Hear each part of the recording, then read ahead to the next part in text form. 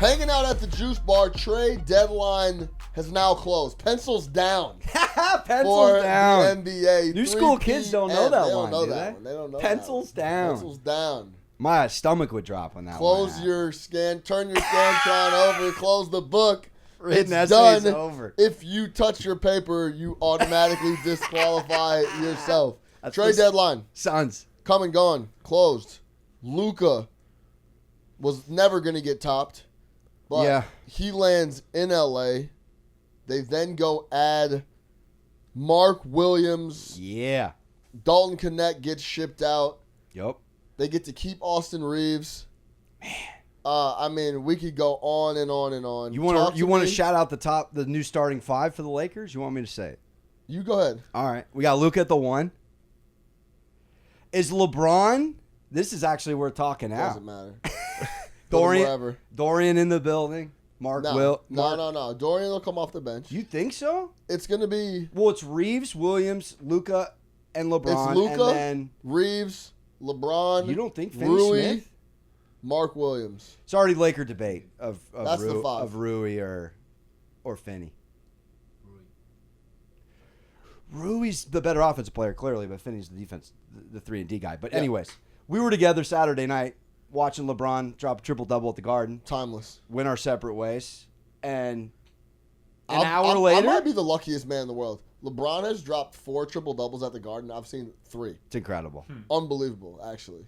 But to just, I guess, paint Saturday night in real time, we are not leaving the world's most famous arena together thinking that this is going to be dropped. I mean, this is a Woj bomb of all Woj bombs. This broke after midnight Eastern, if I'm not mistaken. And what was even crazier, Jalen, Josh, dudes are tweeting that just got done on the court about the trade. LeBron's out in Manhattan with the James family, trying to enjoy a little steak before he heads back west. This has got to be the biggest show-stopping trade of your life, right? It is for me. Yeah, without question. I mean, this will go down as one of those things where were you when said thing Honestly. happened. I was getting a drink. It's funny. So I did dry January. Yeah. Saturday was February 1st. So I watched the Lakers-Knicks at the Garden. I'm like, all right, I'm going to have my first cocktail in a month. And I was enjoying myself. We were kicking it. And the news came over the... So did you think it was a hack? So funny thing, when I was at this bar in Manhattan, there's a classic New York spot where like no reception, it was small, it was quiet, and I was wearing my NBA on NBC hat, and this dude comes up to me, he's like, "Do you like you watch the NBA clearly?" And I'm like, "Look, bro, like I don't really want to talk about the NBA right now." Yeah, I do, and I don't know this dude, and he's like, "Luka just got traded for AD to the Lakers," and I'm like, "Look, man, leave me alone. Like, I'm not up for this. Like, whatever." I didn't have any reception. And I ended up connecting to the Wi-Fi at the bar, and then, it was official. We started going back and forth with the people. So did you see was it Shams' tweet, Shams, that you were just like, So I went to Twitter first, yeah, and then I typed in Luka, and his tweet came up first because it was the most viewed, retweeted, liked. And, Shams laid it all out, breaking. It's box office. We're amidst the big game week, and we're talking NBA. They stole the NFL's week. This shakes up the NBA, and then we'll talk more in a bit on the Juice Bar podcast here. But we're talking about a domino effect. That's the great thing about a big splash like this. It cranks other teams into gear. Yeah. But let's just call it, because I want to get your thoughts from a betting perspective here. The lines moved. It was 40-1 down to Pete's got us maybe 4. Now it's under 10-1. Yeah, 18, 19-1 for them to win. To win it all, and then under 10-1 to win the West. To win the West, yeah. I mean, again, not to be that guy, because obviously grew up as a Laker fan. Are they not the team beating the West right now? Playing games so far. They're definitely not the team to beat. They're not? Not the team to beat. No, the Oklahoma State Thunder are the team to beat the West. My God. Without question.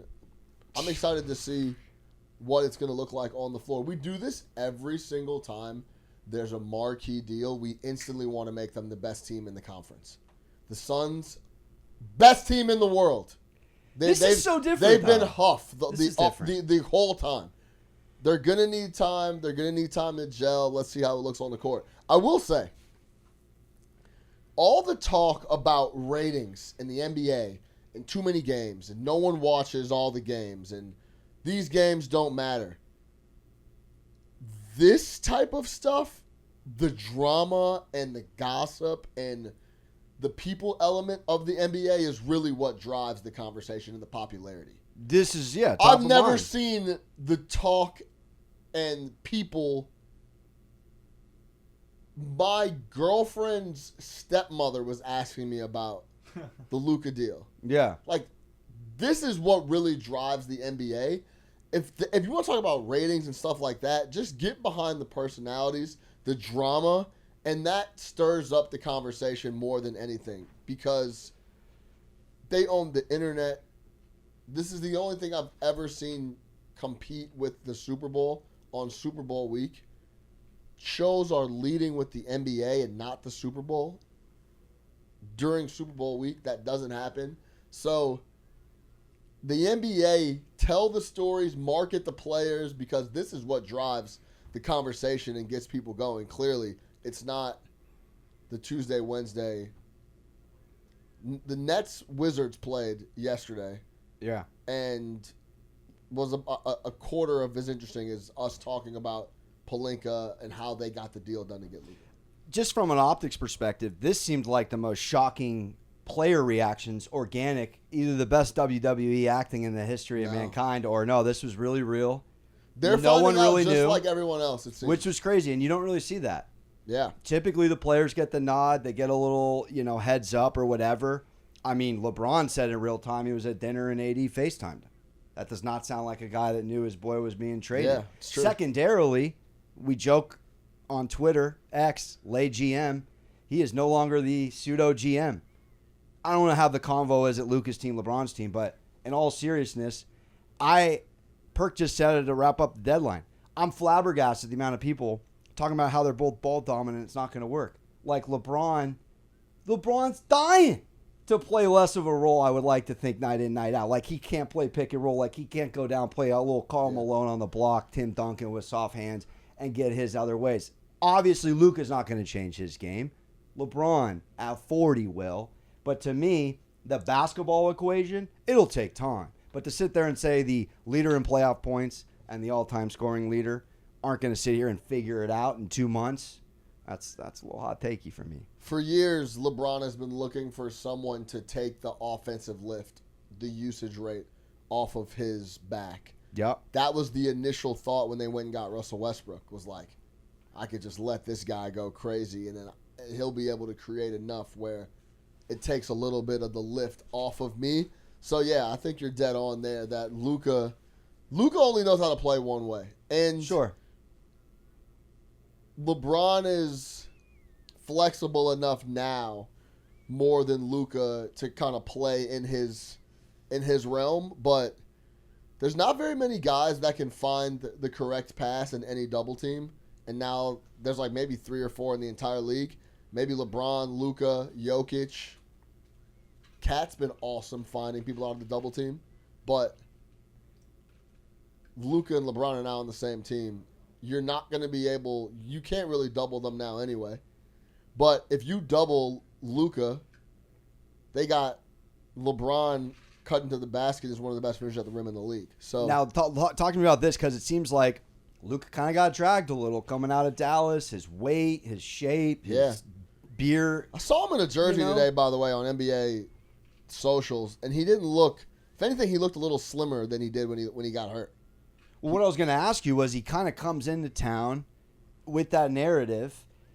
I'm hearing, Redick even said it too, kids talked about it. He has an alter ego on the court. He may be European and it's all fun and games. He's enjoying, a siesta Tuesday off the court. He turns into a dog on the court. Yeah. Do you think all the off the court narrative stuff is going to just add momentum to him wanting to show out in LA, him maybe wanting to get in the gym, the lifting gym more than the basketball gym with a LeBron? And again, to me, that's music to my ears as a Lakers fan, that he's going to go to a team and watch a guy who puts $1 million into his body annually. That would only bode well for Lakers Nation, right? Yeah. And the best version of Luka? Absolutely. You would think that would motivate him. I can't wait for them to play the Mavericks. Oh, yeah. He's going to score 40. We got to talk Dallas, too. Without a hesitation. I mean, I laughed. Bill Simmons tweeted this when Luka was doing the press conference. He said, "Luka, the Mavs traded you out of nowhere, then leaked to everyone that you're a fat, greedy, entitled who didn't play defense. Any thoughts?" Like, that's pretty legitimate. Sure.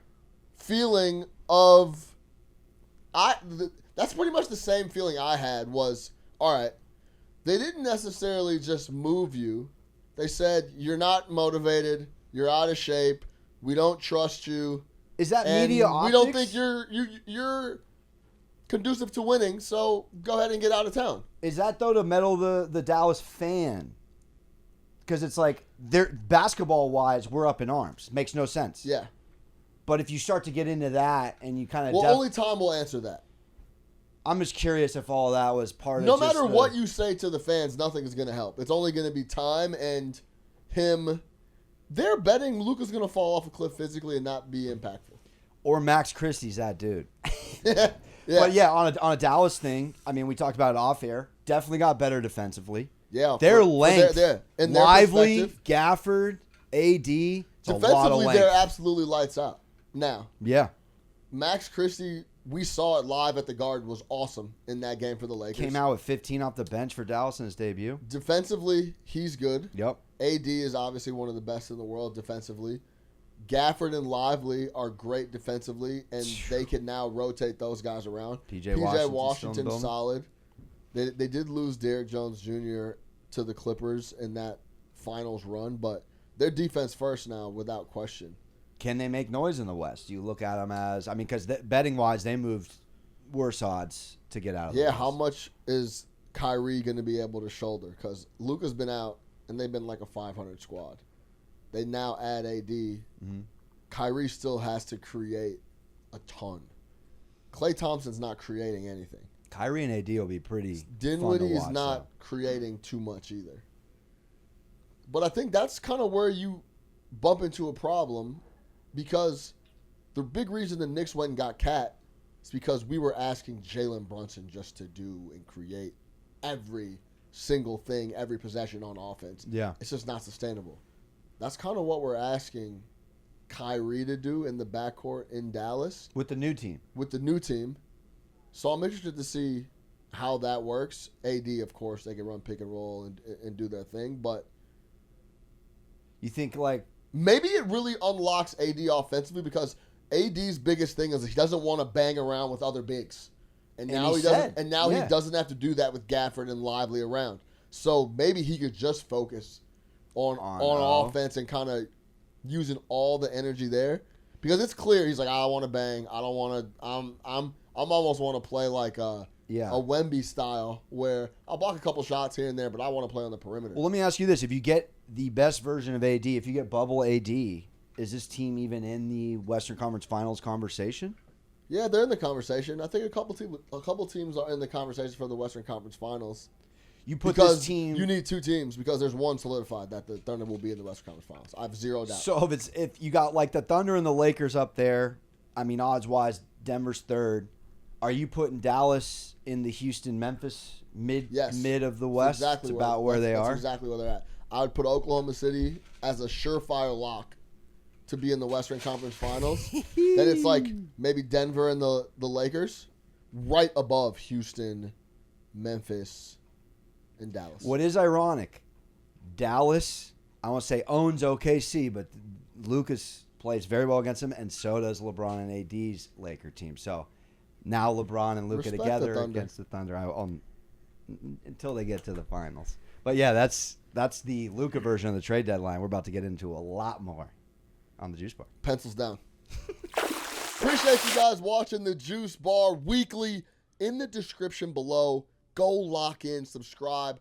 Anywhere you find your audio podcast, the Juice Bar will be on there. iTunes, Spotify, across the board. Lock in. Tell a homie to tell a friend. The Juice Bar is live everywhere.